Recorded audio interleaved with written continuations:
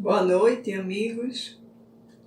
Sou Maria José Carvalho, trabalhadora voluntária do Núcleo Espírita Alta de Souza, situado à Vila do Ipsepe, em Recife, Pernambuco. Para mim é um motivo de gratidão estar aqui divulgando a doutrina espírita. E o nosso estudo de hoje está em um livro, o Evangelho segundo o Espiritismo, capítulo 4, itens estudado de 1 a 17. Ninguém poderá ver o reino de Deus se não nascer de novo. Mas inicialmente vamos fazer a nossa prece. Pode procurar a melhor parte que você sentisse mais acomodado para elevar o nosso pensamento a Deus.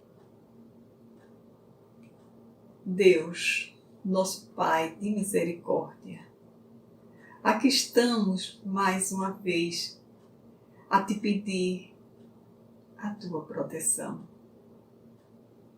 Derrama sobre todos nós as tuas bênçãos de amor, de luz, que sabemos que estamos sempre amparados, mesmo sem as rogativas, mas se faz preciso para estarmos mais ligados a Ti.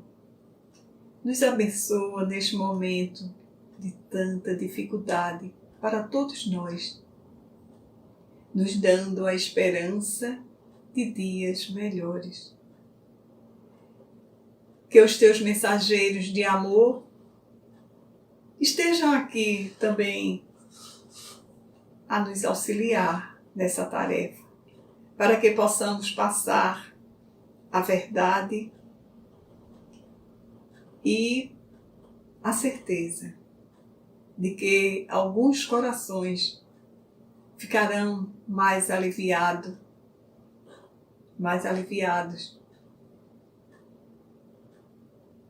entendendo a mensagem divina. Dá-nos a tua paz, o teu amor, a tua luz, hoje e sempre. Assim seja. Iniciando nossa conversa, vamos dizer que quando Jesus citou: ninguém poderá ver o reino de Deus se não nascer de novo, houve grande polêmica entre os judeus. Porque eles já conheciam a reencarnação, pois que era um dogma de sua doutrina. Mas eles não entendiam como se processava a relação espírito e matéria. E aí os novos ensinamentos deixou-os perturbados. Hoje nós temos o Espiritismo que sempre nos orienta aquelas situações em que Jesus apresentava nos seus ensinos e que o povo naquela época não tinha entendimento. E a gente vai ver os milagres de Jesus, as curas, vamos ver também algum outro ensinamento como este, da pluralidade das existências, que com o advento do Espiritismo ficou melhor a compreensão. E o Espiritismo, o que foi que trouxe para explicar?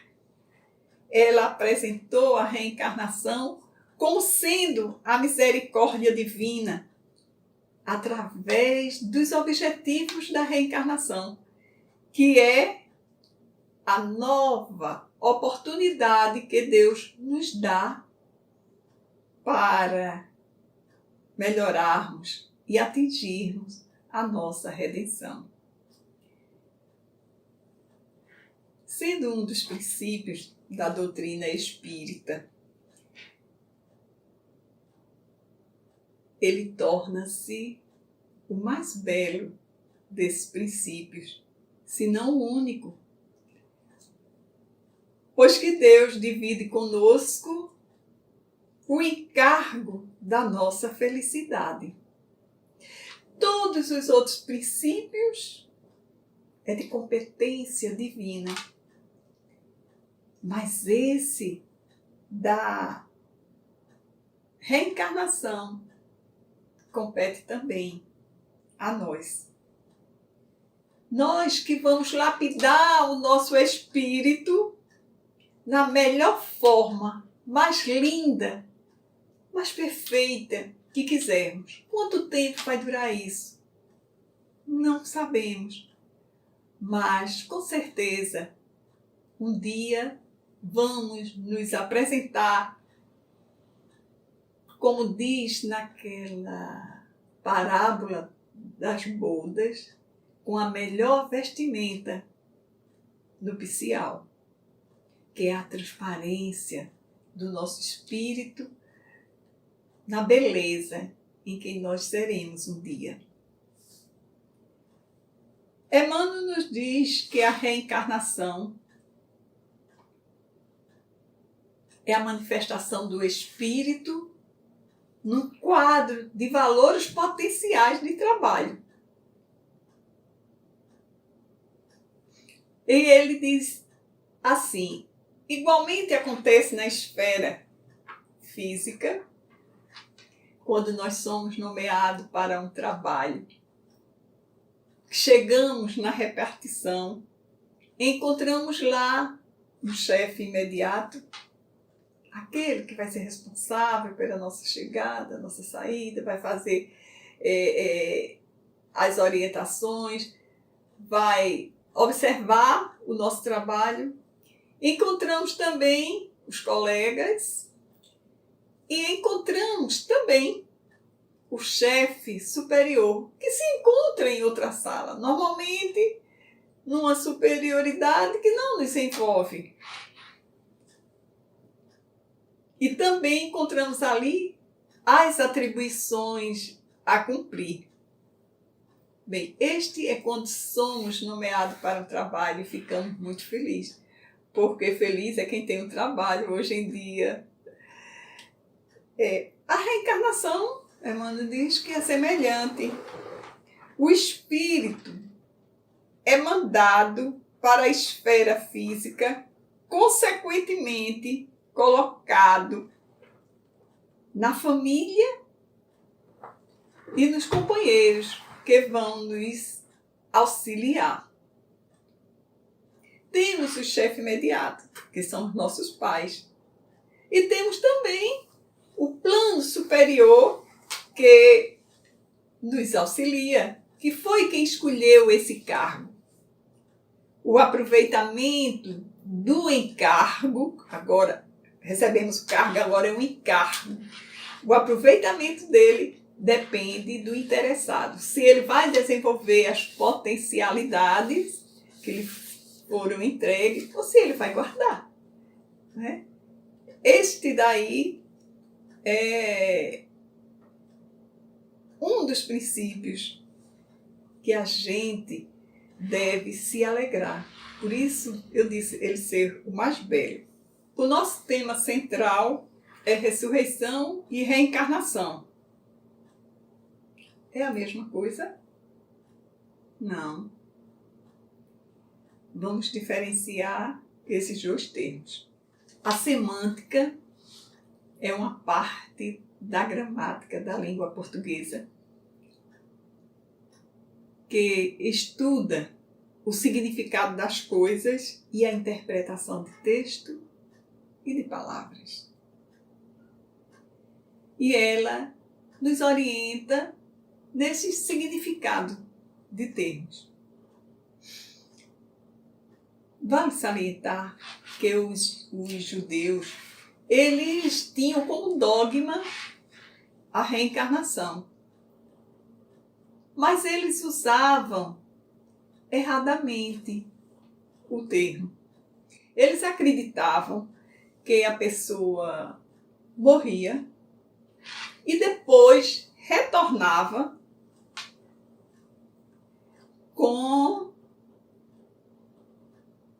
para o mesmo corpo. Retornava à vida no mesmo corpo, depois de ter passado algum tempo. E aí a ciência não aceita isso, porque uma vez que os elementos vitais são dispersos ou são absorvidos, né, eles já não têm mais condição ali de ter vida. Também o Espiritismo condena, diz que uma vez que escassos fluidos vitais, o espírito começa o seu processo de desprendimento. E mesmo passado algum tempo, ele não tem condição de voltar, de retornar àquele corpo. Sem condição. Então, o termo que ele usava como ressurreição, eles diziam isso é ressurreição. O corpo morre e depois ele volta para habitar nesse mesmo corpo. E eles chamavam, dizia que isso era reencarnação, mas tratavam o nome de ressurreição. Quer dizer, muito confuso. Eles não sabiam explicar. Como já falei inicialmente, eles não entendiam a relação de espírito e matéria. E também era um dogma lá da doutrina deles, mas sem eles saberem como explicar. Aí quando Jesus disse que a pessoa tinha que nascer de novo, eles não aceitaram. E começaram os questionamentos com Jesus. Mas nós vamos aqui apresentar, fazendo dando significado dos termos para a gente fazer uma diferença nessa explicação. Aí, pela semântica, a gente vai lá no dicionário e encontra ressurreição, tornar a viver. Não dizem que o espírito se separa, que passa um tempo e que volta. Não, tornar a viver. A ciência aceita? Aceita, e a gente vai dizer. E o menino chegou para mim e disse, a minha mãe foi ressuscitada. Foi. Ela passou mal, eu levei para o hospital. E chegando lá, ela teve um ataque cardiorrespiratório. De imediato, o profissional da saúde pegou um desfibrilador e começou a dar choque no tórax, assim, próximo ao coração. E ela, em poucos tempo, acredito que segundos ou menos de 1 minuto, ela retornou.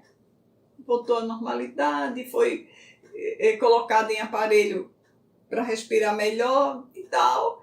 E o médico disse, graças a Deus, eu consegui ressuscitar sua mãe. O médico usou o termo certo? Usou. Ela teve uma pane, mas de imediato ele conseguiu trazer ela, tornar a vida. Não tem erro, ressurreição. Agora você pode estar dizendo, e Lázaro? Que Lázaro morreu, passou 3 dias sepultado e depois foi ressuscitado. Foi uma ressuscitação de Lázaro? Também foi. Mas não é no sentido em que os judeus imaginavam. A gente vai dizer, Lázaro não tinha morrido. Lázaro possuía um corpo igual a algumas pessoas que possuem hoje, que tem uma qualidade especial, que nós estudamos no Espiritismo como letargia. Eu acredito que a ciência também use esse termo. Assim, a pessoa vai dormir, não acorda, e aí começa a esfriar, mas os batimentos cardíacos ficam muito baixinho, tem pulso cerebral, tem a respiração muito lenta, a vida continua. Não tem um processo ali de morte biológica, não tem. Foi o que aconteceu com Lázaro. Naquela época, nós não tínhamos os instrumentos sofisticados que temos hoje. Quando isso acontece no hospital, a primeira providência que o médico coloca nos aparelhos, às vezes as pessoas já estão no aparelho e ficam naquele processo sendo acompanhado, né? Aquele tim do coração, do cérebro, tudo sendo acompanhado. Ao tempo de Lázaro não tinha. E às vezes ainda ocorre ao tempo de hoje, nas cidades interioranas, onde o pessoal não tem esses equipamentos para fazer uma avaliação. Algumas pessoas, de vez em quando, ainda nos dias de hoje, há menos de 5 anos, acredito, que deu lá no Paraguai, aconteceu um caso desse, uma cidadezinha, que alguém chegou a falecer e quando foi na hora do sepultamento, a pessoa tornou, não sabemos, era um caso desse, porque tinha sido dado como morto. Aí Lázaro ressuscitou, não voltou à vida, ele não tinha morrido, ele estava sem a atividade, sem estar na atividade da vida, não é? As suas atividades vitais estavam funcionando muito lentamente, mas estava, então ele não havia morrido. E pode-se dizer ressurreição, porque ele retornou às atividades. Seria isso. Mas também a gente pode compreender ressurreição como realmente acontecendo a morte e a pessoa vai para o sepultamento, passa dias e depois aquele espírito retorna no mesmo corpo, mas sendo espiritual. Era isso que os judeus queriam explicar, a ressurreição. Morre e retorna no mesmo corpo espiritual, mas eles não tinham a ideia de espírito, de matéria, ficavam confusos e não aceitaram os ensinamentos do Cristo naquela época. E aí aconteceu isso, a ressurreição de Jesus. Jesus foi crucificado, foi sepultado e ao terceiro dia ressuscitou. Jesus apareceu no seu corpo espiritual, no mesmo corpo espiritual. Ele não precisou de outro para se apresentar. E assim nós também encontramos na nossa família, amigos também. Dizem, quem vive em reunião mediúnica, quem é médium, pode realmente visualizar algum espírito. Pode ser, se dizer, ressurreição, porque ele voltou no espírito. Aliás, voltou no corpo espiritual, dizendo, a vida continua. Era essa a mensagem que Jesus passou para a gente. A vida, não a morte, a vida continua. Isto é ressurreição. Já o termo reencarnação é a volta do espírito à vida corporal, mas em outro corpo preparado especialmente para aquele espírito, uma nova reencarnação. Isso era o que Jesus queria dizer, por isso que ele dizia, só verá o reino de Deus quem renascer. Este seria a explicação para a reencarnação e que é um dos princípios da doutrina, como nós já falamos, e que esse princípio chamado de reencarnação ou pluralidade das existências. Então, tinha um senhor lá na sociedade judaica, por nome de Nicodemos. Ele era senador dos judeus, era fariseu. E aí procurou Jesus, elogiou Jesus, dizendo: eu sei que você é o enviado de Deus, porque você tem feito muitas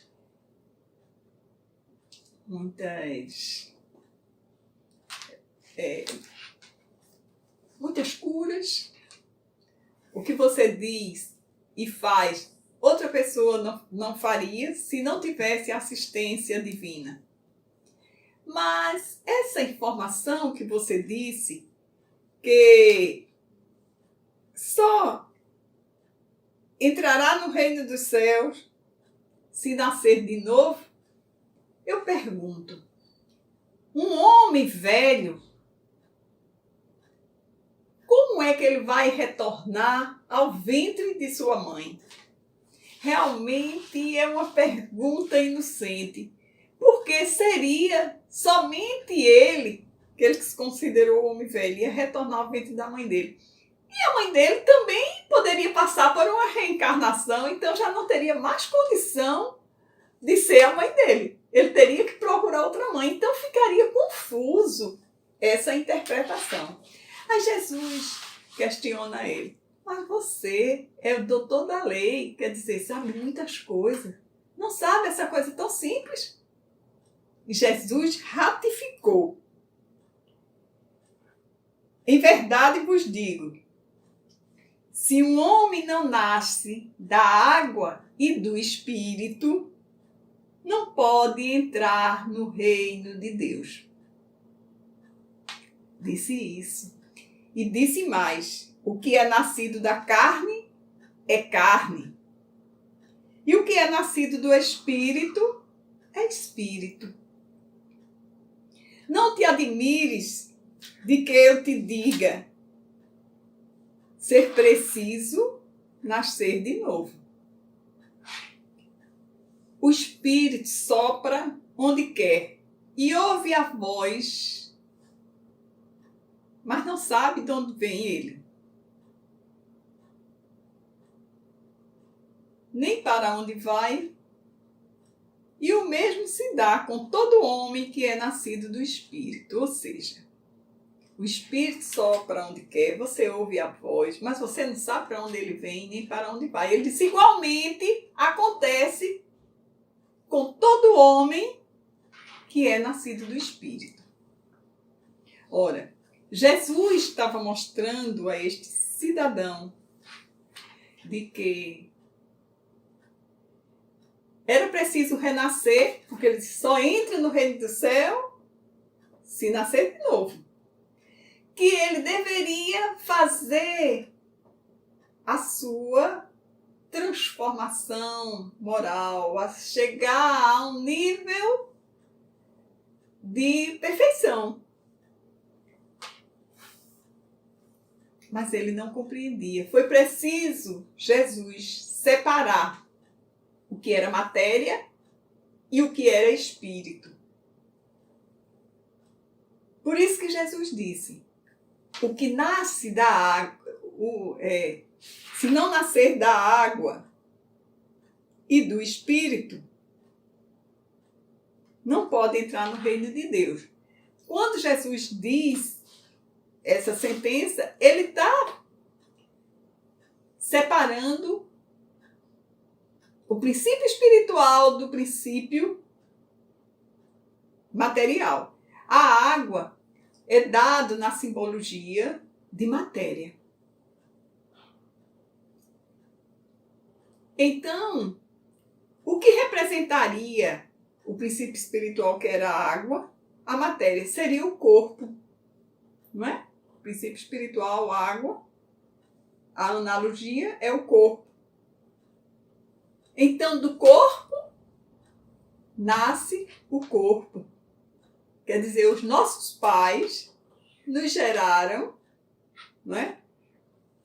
Então, o corpo gerou outro corpo.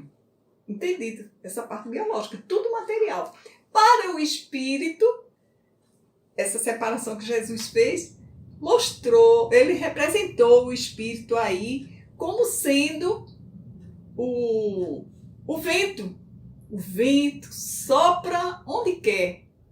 Você o ouve, mas não sabe de onde ele vem nem para onde vai. Ele usou aí o pneuma, que é uma explicação para se entender o espírito, né? A comparação que ele fez para o princípio espiritual. O espírito renascendo mostra que ele tinha uma pré-existência antes do corpo. Ele não foi criado no mesmo momento do corpo. Ele já existia. O corpo, sim, foi feito naquele momento, mas o espírito já existia. E aí apenas se uniu ao corpo, que isso é outro momento que vamos estudar sobre a reencarnação. Acredito que até mesmo nesse capítulo, ou em outra oportunidade, mas que o espírito ali representado pelo vento, pelo ar, como que era o pneuma, quer dizer, ele vem, você não sabe de onde. Por quê? Porque é dado ao espírito o esquecimento de outras existências. Você não sabe de onde ele vem, nem também você vai determinar para onde ele vai. Porque aí interfere o livre-arbítrio, não é? Deus deixou em nossas mãos para a gente encontrar a felicidade, fazendo da melhor forma a preparação do nosso espírito. Mas não determinou, você tem que fazer isso. Ele deixou livre, que é o livre-arbítrio. E aí Jesus deu essa conotação. Você não sabe de onde ele vem, nem para onde ele vai. Então ele separou esses dois elementos para uma compreensão do que ele queria passar, e aquele Senhor não estava entendendo. Muitos profetas do tempo da antiguidade revelavam ao povo judeu que viria um novo Messias. Também eles revelaram que com o Messias viria o seu precursor. E eles comentavam também que Elias deveria voltar. Como eles tinham a ideia da reencarnação, nesse sentido, morreu e vai voltar no mesmo corpo, eles esperavam Elias retornando. Quem foi Elias? Elias foi um profeta que muito conhecido pelos grandes fenômenos que ele fazia. Ele trouxe fogo do céu, foi arrebatado numa carruagem, venceu uma guerra onde ele matou de uma vez só, não sei quantos, 400, não sei bem assim a quantidade de pessoas. Então, Elias iria reencarnar. Tudo bem. E eles ficaram nessa expectativa. Quando Jesus começou o seu ministério, eles começaram a questionar.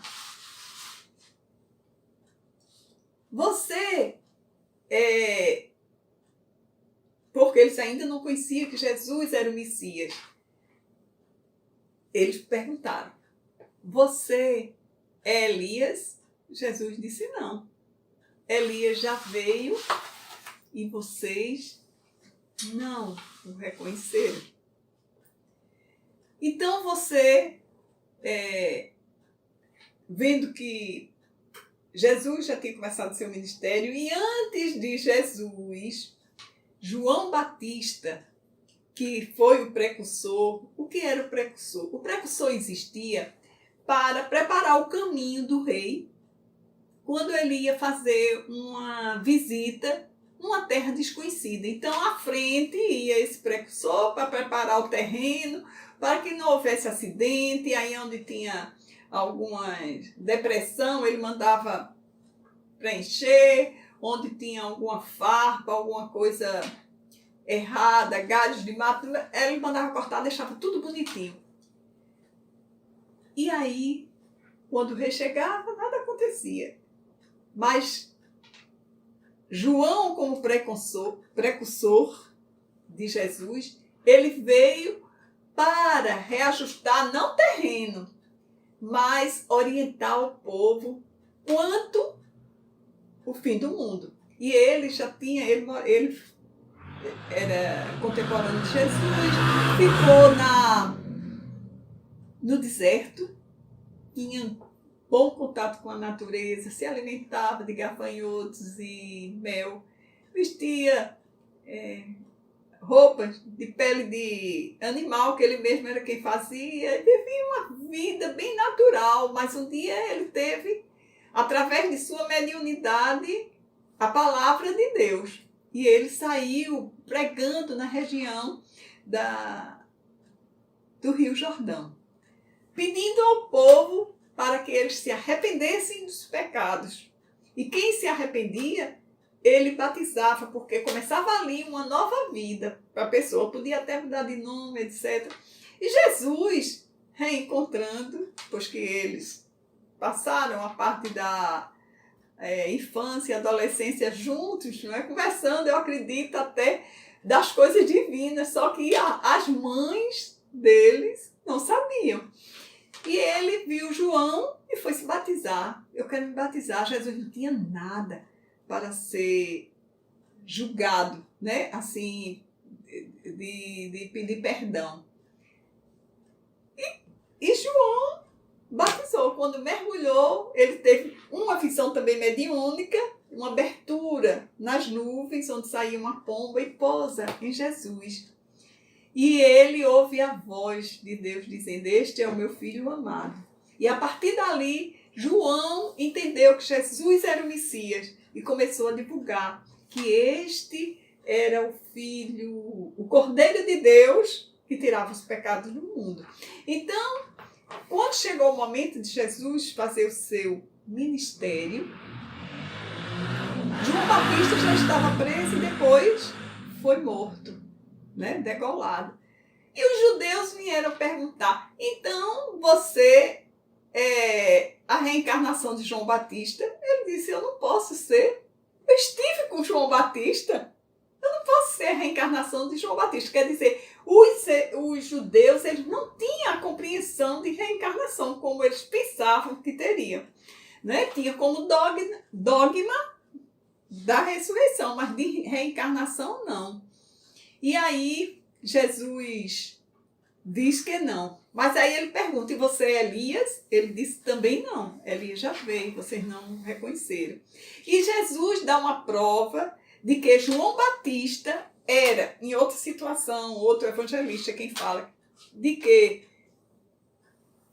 João Batista era Elias, quando ele diz que desde o tempo de João Batista até o presente, desde aquela época, porque Elias, ele viveu muito antes de Jesus, né? Então, desde o tempo de João Batista até o presente, o reino dos céus é tomado pela violência.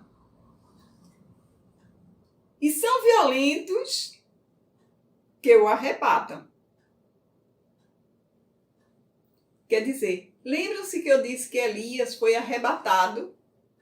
Também foram os violentos que fizeram isso. Jesus dá essa demonstração. Mas aí ele diz: pois que assim profetizaram todos os profetas até João e também a lei. Quer dizer, dizendo da violência que existia no passado. E Elias era considerado um desses profetas que tinha um pouquinho de violência, né? Fazia as coisas muito... Se quiseres compreender o que digo, ele mesmo, João Batista, né? Porque ele não fala de João Batista, desde o tempo de João Batista, João Batista foi viver naquela época, mas ele, desde o tempo que ele estava, então era quando era Elias, mesmo é o Elias que há de vir. Ouça aquele que tiver ouvidos de ouvir. Mas ele disse, Elias já veio e não foi reconhecido. Então ele confirmou que João Batista era a reencarnação de Elias. Então, os ensinamentos de Jesus sobre reencarnação ficou pautada nessa reencarnação de João Batista sendo Elias. Ficou entendido também da orientação que ele deu a Nicodemos, de que era preciso renascer para a progressão espiritual. E se essas verdades, como a de João Batista, da reencarnação de João Batista sendo Elias, se não fosse verdade, Jesus tinha combatido, mas ele ratificou. Elias há de vir. Ele já veio e não foi reconhecido. E em outro momento ele disse, ele mesmo, que era João Batista, é o Elias que está por vir. Então, isso fica frisado, correto, do que era a reencarnação. E para concluirmos, vamos nos reportar ao que nós vimos agora, né? Nós fizemos uma diferença dos termos ressurreição e reencarnação. Ressurreição é a volta do espírito em seu corpo espiritual, confirmando que a vida continua. Isso é a prova da existência do espírito. Reencarnação é a volta do espírito em outro corpo, preparado especialmente para ele, para o seu progresso espiritual. A confirmação por Jesus de que João Batista era a reencarnação de Elias, nós vimos, acabamos de ver isso, é uma das certezas que Jesus deixou entre os judeus.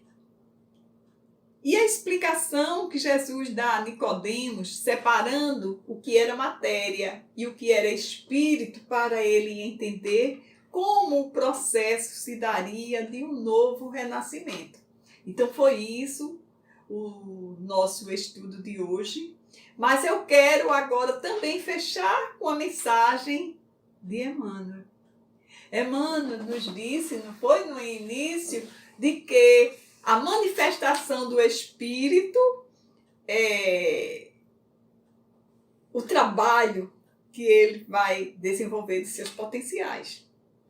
E ele fez toda aquela alegoria, aquela analogia, aquela analogia com o nosso trabalho no campo físico. Mas ele vem nos dizer que o cargo, ele foi dado pelo poder divino. O nosso campo de ação também é o nosso trabalho. Mas o valor do encargo que nós recebemos, quem vamos dar somos nós.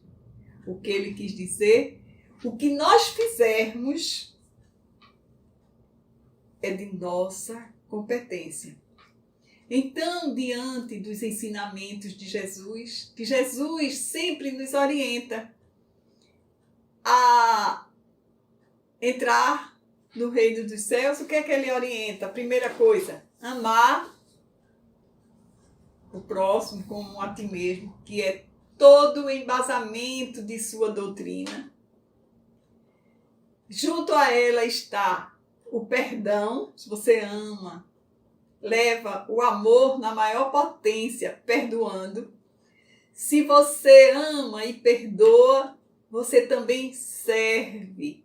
Então você vai servir por amor através da caridade. Esta será a senha para a gente entrar no reino dos céus. Eu disse a gente porque eu sou um espírito em processo de melhoria, né? Para ficar cada vez melhor.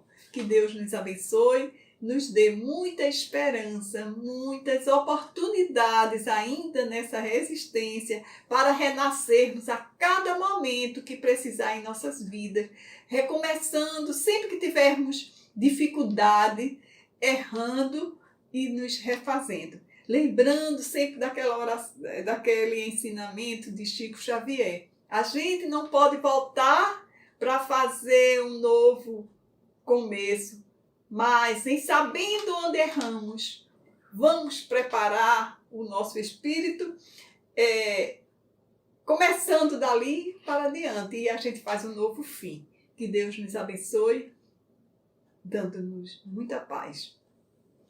Quero aqui agradecer e nós vamos agora fazer uma mentalização de agradecimento a Jesus.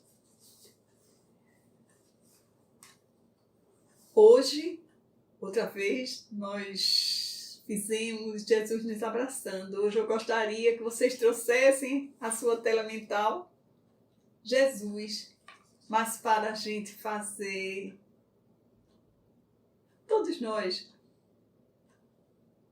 doar a Jesus uma rosa, um botãozinho de rosa que somos nós, a desabrochar no seio dessa humanidade e agradecendo a Jesus por ele ser o nosso guia e modelo para a nossa perfeição. Que Deus nos abençoe.